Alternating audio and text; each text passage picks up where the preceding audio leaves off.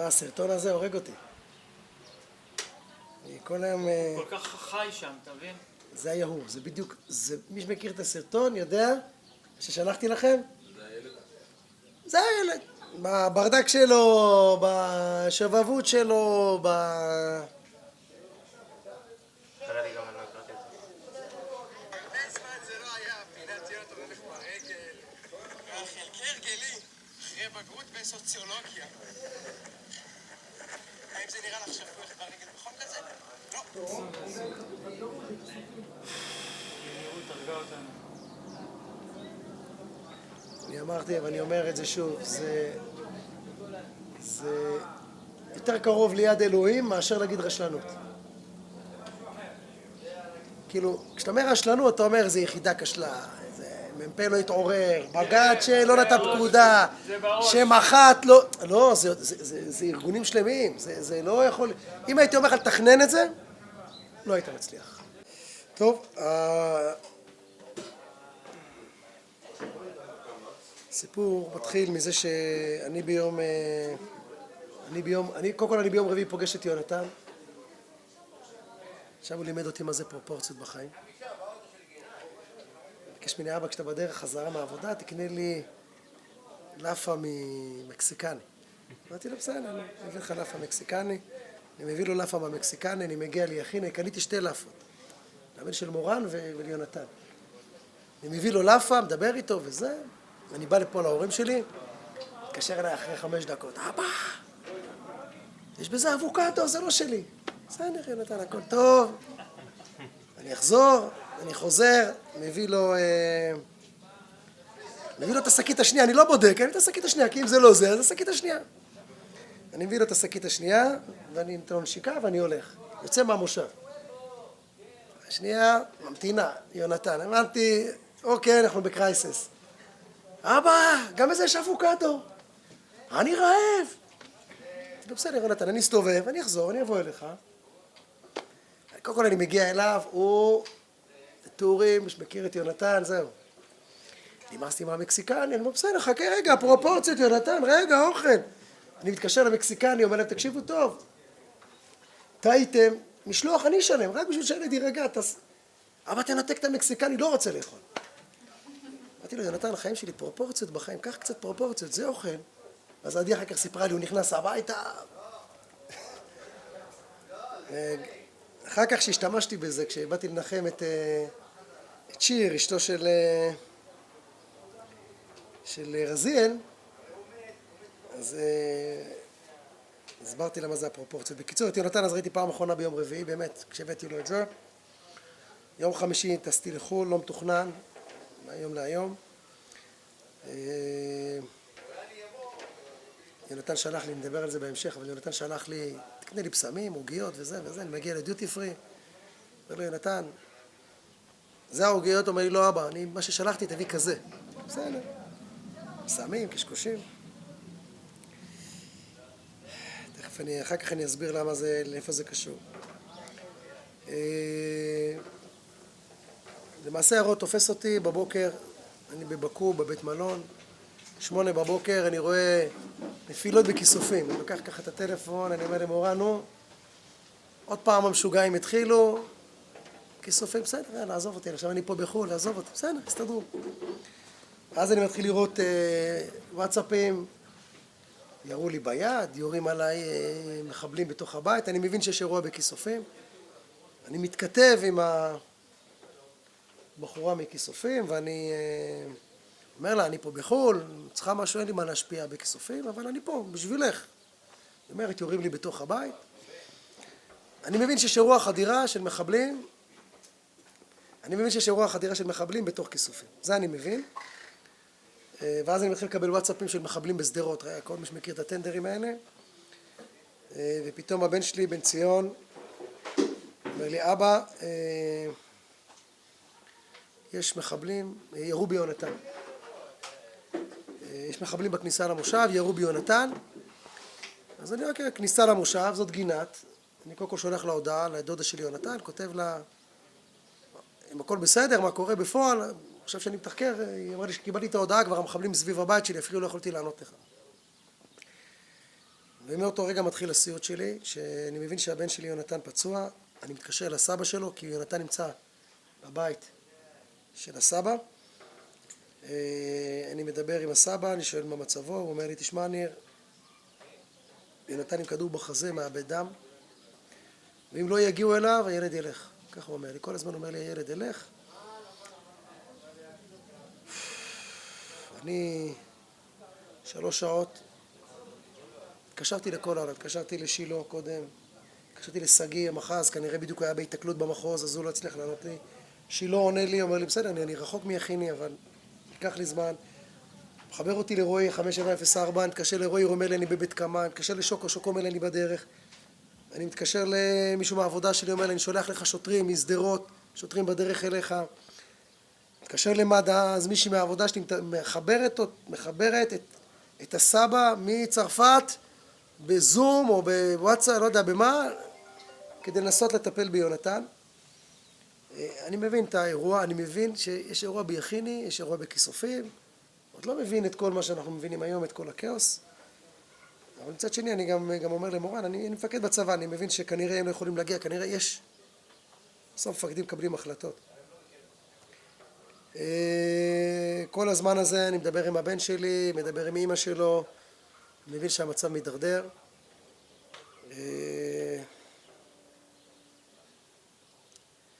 מספרים לי שהוא מאבד הכרה, מחזיר הכרה. אמרתי לסבא שלי יונתן, תעשה לי טובה, קודם כל תלך ליונתן, תגיד לו שאני אוהב אותו.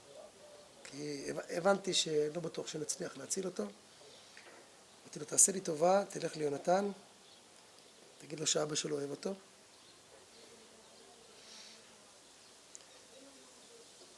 אתם צריכים להבין, אני נמצא בחדר בבקו, כמעט שעתיים וחצי, מרים טלפונים באמת לכל העולם, לבעלים שלי, למנכ"ל קבוצה שלי, כולם מנסים לעזור, באמת שכולם מנסים לעזור, אף אחד לא מצליח להגיע לפה. היחידי שהצליח זה שוקו, הוא אמר לי שגם יורים בש"ג, לא הצליח להיכנס פנימה יחד עם חובש, הוא לקח חובש מהחפ"ק של שילה. אתה מרגיש חסר אונים, אתה אומר, אני מפקד בצבא 30 שנה, מג"ד, הצלתי חיילים, נלחמתי בשביל חיילים, דווקא ברגע שהכי הבן שלי צריך אותי, אני לא מצליח להגיע אליו. זה הרג אותי. כי ברור לי שאם אני הייתי בארץ, אני רץ אליו, לא משנה איפה אני נמצא. וגם אם הייתי צריך למות. אז אני אמות על הבן שלי ולא הייתי נותן לזה לקרות. ואז אני מדבר עם הסבא שוב, מדבר עם הדודים שלו שנמצאים לידו, עוטפים אותו, והוא מספר לי, אומר לי, תשמע, דודה שלו עליו, מנסה לעצור את הדם, אבל הוא אומר לי, ניר, הילד לא יחזיק. באיזשהו שלב, לא יודע, כבר הבנתי גם מהסבא וגם מהסיטואציה והזמן שעבר, וגם הפעלתי את כולם, כן? אין מישהו שלא הפעלתי אותו, שיכולתי להפעיל אותו. בשביל לחשוב מה אני עושה, החלטתי שאני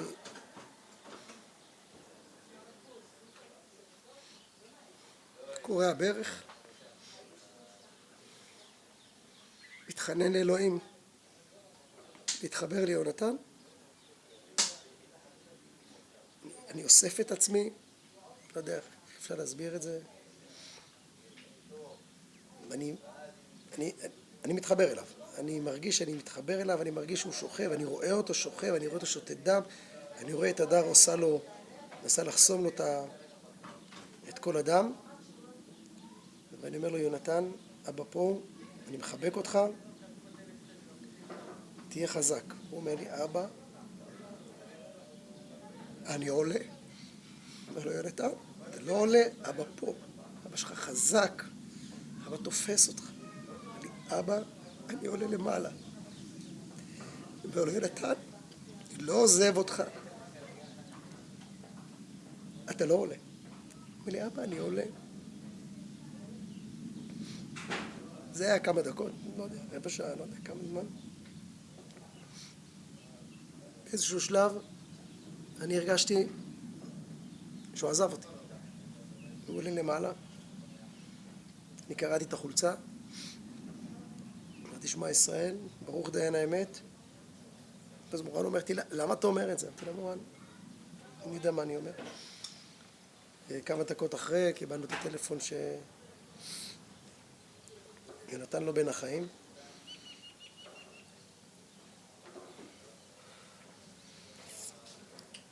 אני חושב שאחד הדברים שעשיתי מעבר לעדכן את המשפחה זה לעדכן את הקבוצה שלי בגולני, שזה האחים שלי לחיים.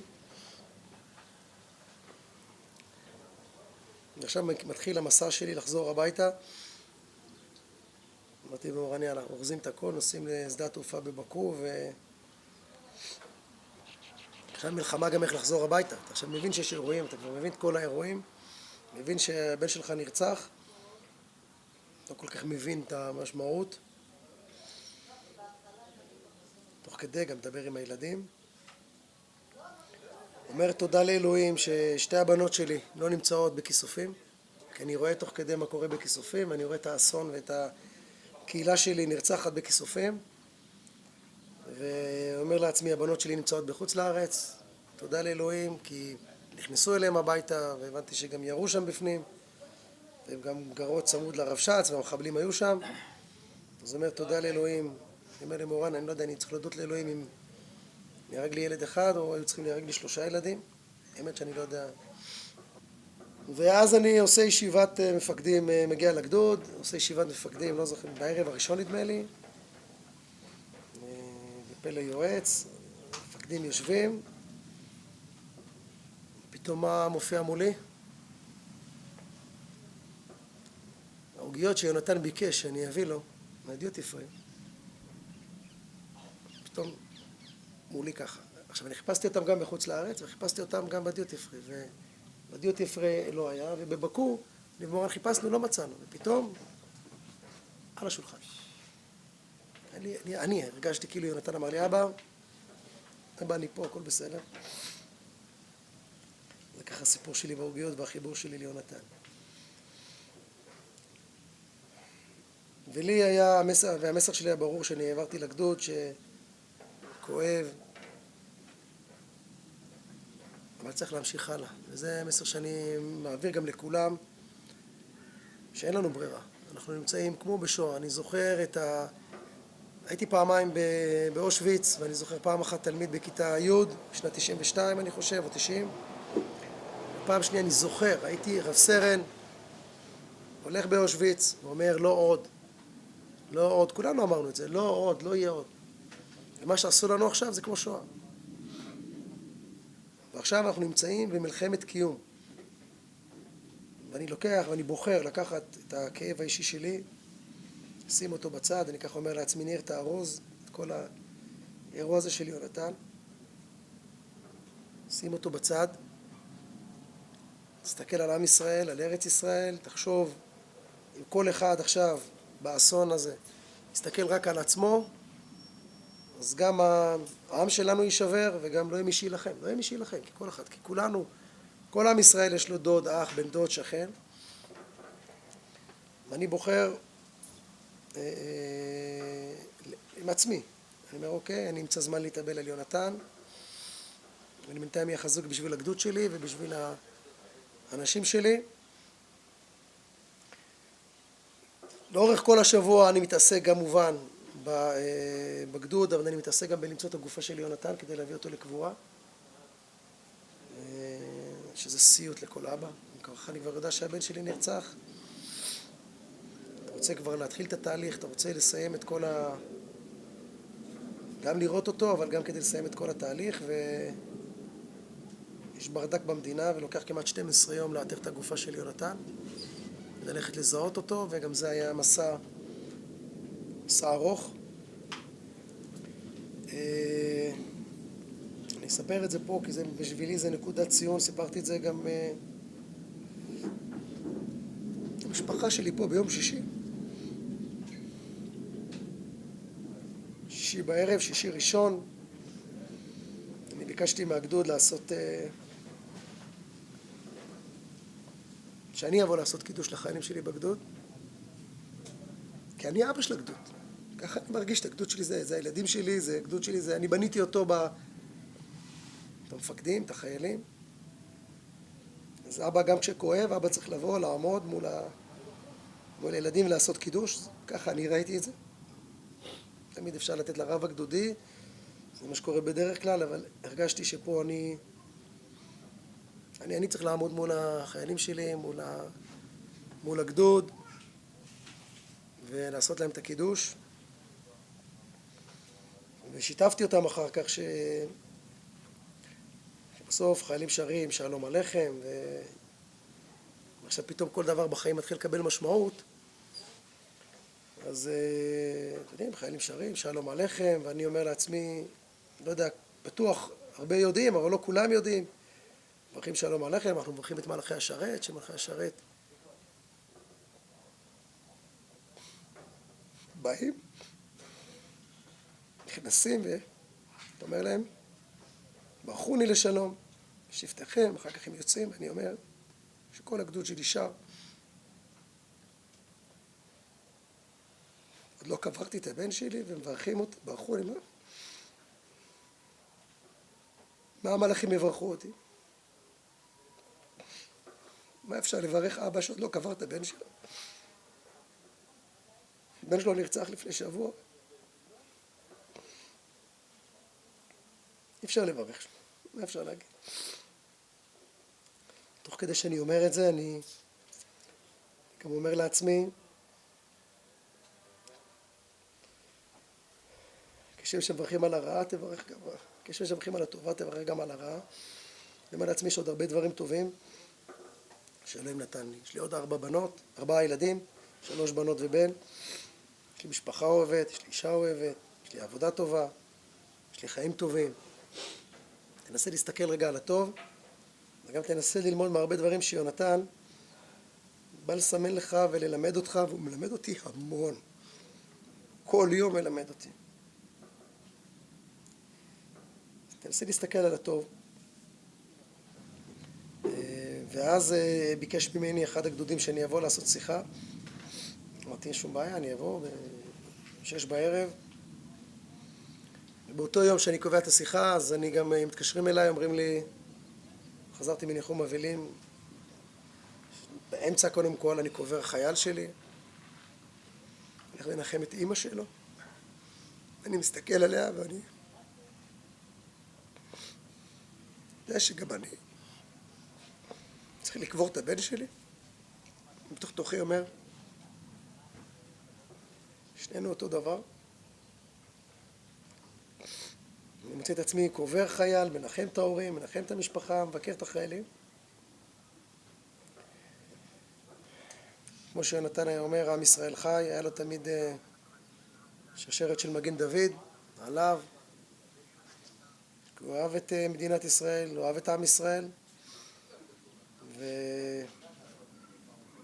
ויונתן היה אומר, קיבלתי פה את המדבקה, הוא היה מדריך בבני עקיבא. אז לפני איזה, סיפרה לי הקומונרית שלפני כמה זמן היה לה איזה שיחה איתו, הוא היה באיזה משברון קטן, אז הוא כתב לה, אני מאמין, למרות הקושי והכאב הגדול, שהכל מאת השם. ותמיד הוא האמין ככה. הוא היה אומר, הייתי שואל אותו יונתן מה קורה, ברוך השם, חי ונושם. זה המשפט הקבוע של יונתן. אז הכוחות שאני לוקח, זה אני לוקח ממנו, לוקח מיונתן. אני יודע שאם הוא היה פה, הוא היה מתעצבן על הרבה דברים שאני עושה, אבל הוא היה גאה במעשים. הוא היה מדריך בבני עקיבא, כולם פה אהבו אותו, הוא היה ילד של מושב. אני מסתכל ככה, הוא ילד של מושב, של בעלי חיים, של לנסוע בלי רישיון כמו שאנחנו גדלנו במושב, של המבוגרים פה, של הילדים, של הנערים. גם שהייתי אומר לו, יונתן, צא מיכיני, צא כבר. אמרתי לו, אפילו יש לך כבר את הסלנג של התימנים. אמרתי לו, אתה עוד מעט הולך לצבא. אמר לי, אבא, אני אוהב את המושב, זה החיים שלי, וכנראה שהוא ידע הוא נרצח במקום שהוא אהב, הוא נקבר במקום שהוא אהב.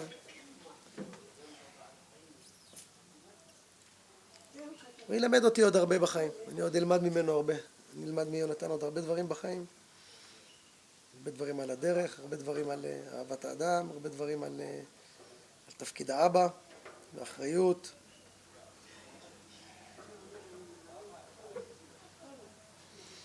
אבל אני אומר פה הכי חשוב, ובזה באמת המסר, ואני אומר את זה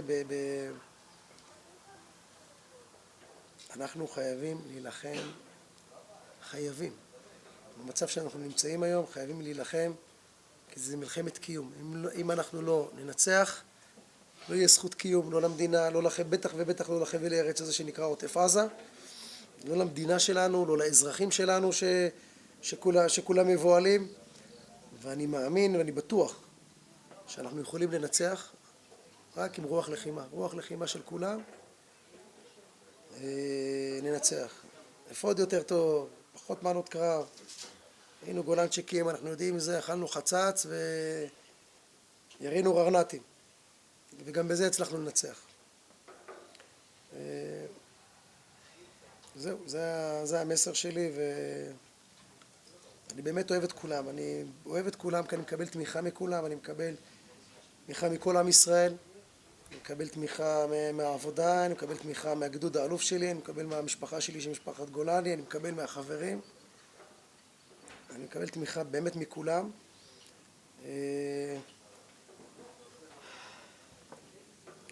כמו שיונתן אמר, הכל מאת השם. אז עם זה אני...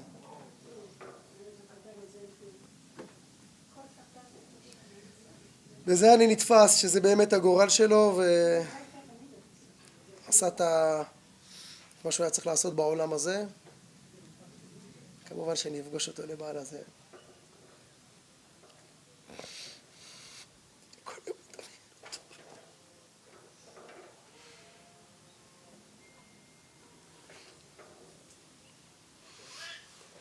נתתי לו גיפות לחג. חשוב לי שהכל יהיה לו, שלא יחסר לו כלום. לאבא תודה על הכיפות הלבנות, שהוא היחידי ששם כיפה. רציתי להיות איתו יותר.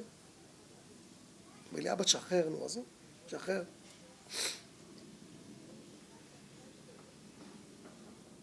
תאהבו את הילדים שלהם כל הזמן.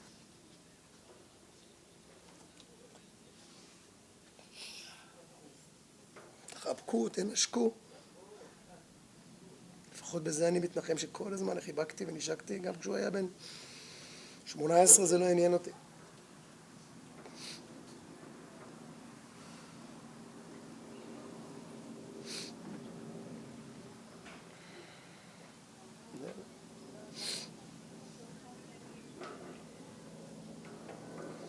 עכשיו אני הולך ללמוד איך אני אחיה עם הכאב, לא יודע. לא יודע, אני יודע שזה הולך להשתנות. אני יודע שאחרי השבעה אני חוזר לגדוד, זה ברור לי. חוזר למשפחה, חוזר לגדוד. כי זה הדבר הכי טוב שיכול להיות לי.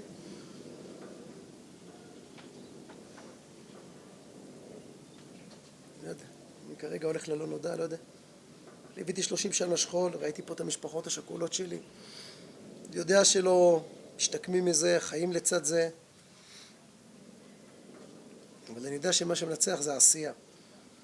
אז אני אעשה, ואני אנציח אותו בעשייה, ובכל הדברים שהוא אהב, וזה המורשת והדרך שהוא בא שכנראה בא לעולם הזה לתקן לי הרבה דברים שאני לא עושה טוב, ובזכותו אני אעשה אותם יותר טוב. גיסי שלח לי מילים של שיר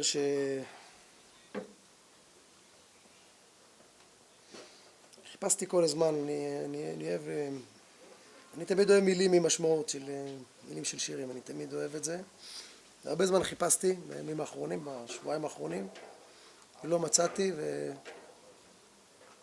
ואתמול משה נתן לי שיר של אריק איינשטיין. החיים עוד לא חזרו למסלולם, הפצעים עדיין לא הגלידו. אולי זה יישאר כבר לעולם. אולי צריך לתת לזה עוד זמן. מה יהיה, ימים יגידו. אולי צריך לתת לזה עוד זמן. השמש הגדולה מופיעה תמיד בזמן, גשמים גם הם בסדר, יורדים הם בעיתם. עולם כמנהגו נוהג, שוקק בעצלתיים, אבל משהו בלב זועק אל השמיים. יום אחד ראינו אור בקצה המנהרה, נקודה קטנה זוהרת, מאירה באש קטנה. התקרבנו לאיתנו, מסרבים להאמין. מלאכים עמדו בפתח, שרים, אשרי המאמין. ותודה לך, בן שלי.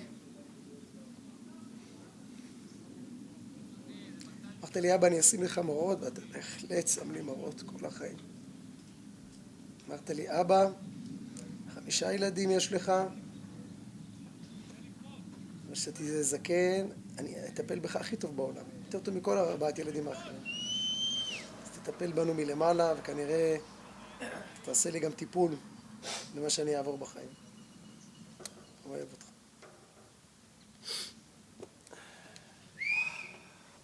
הייתי אומר לו, יונתן, בגיל שלך אני הייתי.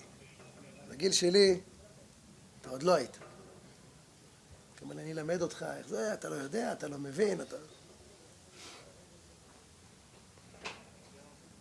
אז הוא יישאר בן 18.5 כל החיים. תגיד לי, מה עשה בגיל הזה? לא עשה כלום.